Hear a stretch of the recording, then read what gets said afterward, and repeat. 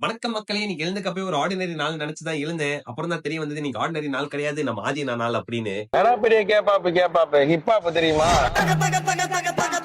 எங்க ஆதி நாடா. வழக்கம் போல பல்லுக்கு பாலிஷ போட்டு எல்லா வேலைகளையும் முடிச்சுட்டு, நம்ம காலை உணவுக்கு பழ வகைகள சாப்ட்டு, பக்கத்துல ஒரு சின்ன வேல அத முடிச்சுட்டு வரலாம்னு சொல்லிட்டு கெளம்பிட்டேன். அந்த வேல முடியவே மதியம் 1 மணி ஆயிருச்சு. அங்கேயே மதிய உணவ சாப்ட்டு, வீட்டுக்கு வந்து சக்தி மிகுந்த ஃபிஷ் ஆயில் ஒண்ணு போட்டுக்கிட்டு, இசை கச்சேரிய முன்னிட்டு போட்டுக்க சொக்கா வாங்கிக்கலாம்னு சொல்லி பக்கத்துல இருக்க ஜூடியோல போய் இது தெரியும், தெரியும், தெரியும். இது தெரியாது அப்படின்னு சொக்கா வாங்கிட்டு கெளம்பிட்டேன். வீட்டுக்கு வந்ததும் வாங்குன சொக்காவ பக்காவா போட்டு ரெடி ஆயிட்டு, நம்ம நேசமணி எடுத்துட்டு போனா டிராபிக்ல மாட்டிப்போன அரசு போக்குவரத்திலே பயணம் பண்ணலாம்னு கெளம்பிட்டேன். அங்க போய் பார்த்தா நான் மட்டும் அப்படி யோசிக்கல. ஊரே அப்படிதான் யோசிச்சிருக்கு போல. மைதானத்துக்கு வந்து சேர்ந்ததும் என்ட்ரி டிக்கெட்ட வாங்கிட்டு ஓரமா இருந்த ஃபேஸ் பெயிண்டிங் ஒரு எட்டு பார்த்துட்டு கியூல போய் நின்னா பாதி ஊரே இங்கதான் இருக்கு போல. அப்போ முடிவு பண்ணேன்.